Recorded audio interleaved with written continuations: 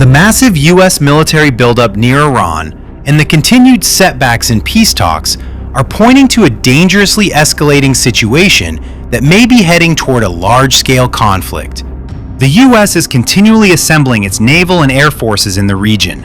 After the USS Abraham Lincoln, the U.S. called in a second carrier strike group and is now preparing to deploy a third carrier near Iran. Along with these carriers are numerous warships, submarines, and aircraft positioned to provide strike and support capabilities, making it one of the most significant U.S. military concentrations in the Middle East in years. All of this is happening during ongoing indirect dialogue between the U.S. and Iran, with no clear conclusion in sight. Both sides have expressed disappointment with the lack of progress in the peace talks. So, what is really going on? How could the U.S. strike Iran if talks fail, and how might Tehran respond?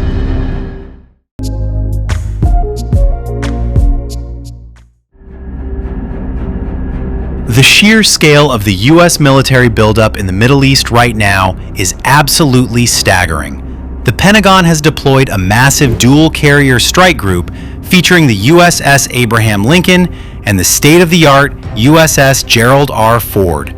Surrounding these floating fortresses are at least a dozen guided missile destroyers, nuclear submarines, and a swarm of advanced stealth fighter jets like the F-35 and F-22.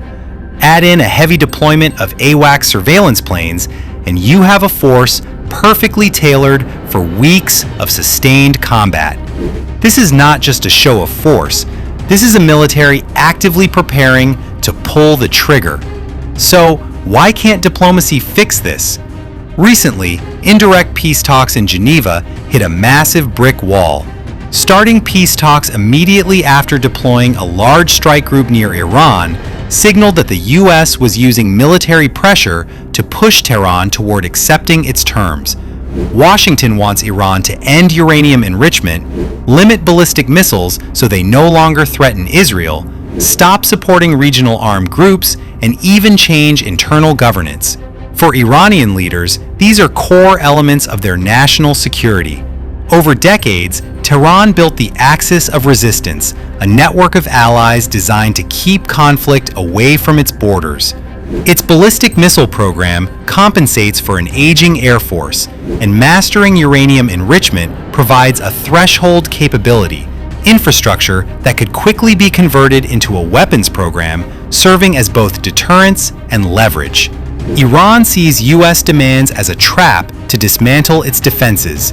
Iranian leaders remember exactly what happened to Iraq's Saddam Hussein and Libya's Muammar Gaddafi. Both of those leaders agreed to Western demands to abandon their advanced weapons programs, and both were eventually overthrown in U.S.-backed interventions. In Iran's view, stepping back isn't peace, it's a threat to survival. So, if these talks officially fail, what happens next? The U.S. is reportedly preparing surgical strikes aimed at crippling Iran's nuclear facilities and targeting key military leaders. The idea is to neutralize the threat quickly while avoiding a long, messy war.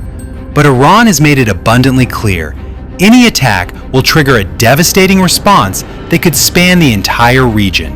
In case of U.S. attacks, Iran has signaled it will respond with force, likely through missile and drone strikes on regional U.S. targets, potential attacks on Israel, disruptions to key maritime routes, and mobilizing allied militias, raising the risk of a wider and more dangerous confrontation. This wouldn't just be a local clash, it could easily pull in global powers.